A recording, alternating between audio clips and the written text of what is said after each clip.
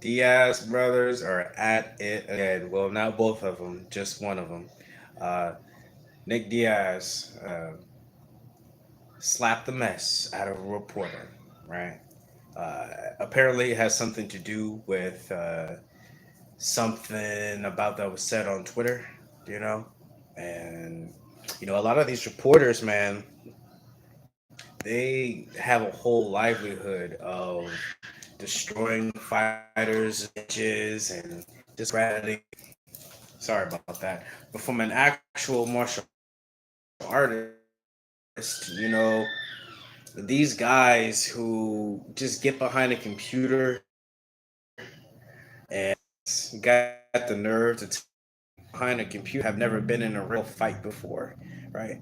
And I think not only martial artists but professional artists in general are starting to get tired of people who you know wouldn't last a minute in our profession have all these things to say.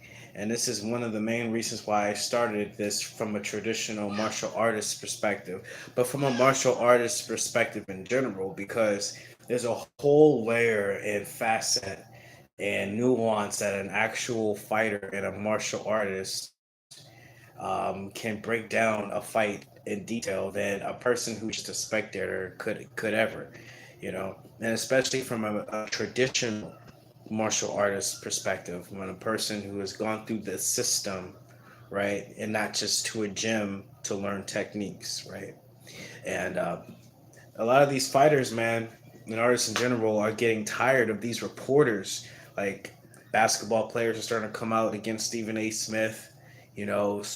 People are just tired of people from the peanut gallery throwing rocks and shots, right?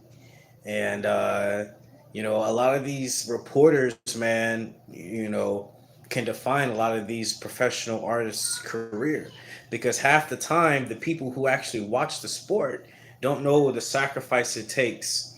Probably didn't even watch the full fight, or watching highlights, and they have so much to say, right? And so they watch the highlights and they listen to these reporters who don't know anything about fighting, probably have never been in a fight in their life, have so much to say.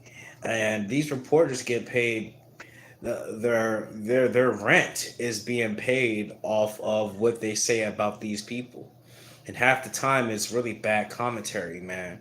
And especially with Nate Diaz, he's going through so much right now. He's at an impasse in his career. After being on top of the world, from beating Conor McGregor, to, in my opinion, getting screwed out of that last fight that he had with McGregor. And there's some personal things going on with the Diaz brothers. But with Nate and in general, he's still active and still fighting.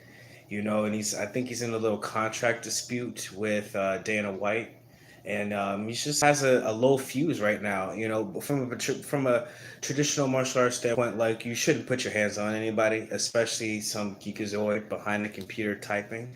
You know, but from a person, if I was in his shoes and everybody's coming at me and guys are typing all these things and saying, I don't know what was said, I have to go back, but people have all these things to say, and especially they're writing all this bad press, and they don't know the half it takes to do the things that they're doing is it's really starting to piss a lot of people off, you know. And so let this be a warning to all these computer warriors, right? These media members, stop playing with people, because people their tolerance for that bull is getting very, very low. And whatever you say over the internet, you better be able to say in person, because it looks like we're going into a phase nowadays where people are starting to check you now, right? So y'all better be careful. All right. So go ahead and hit that like and subscribe, and watch your mouth. While me talk.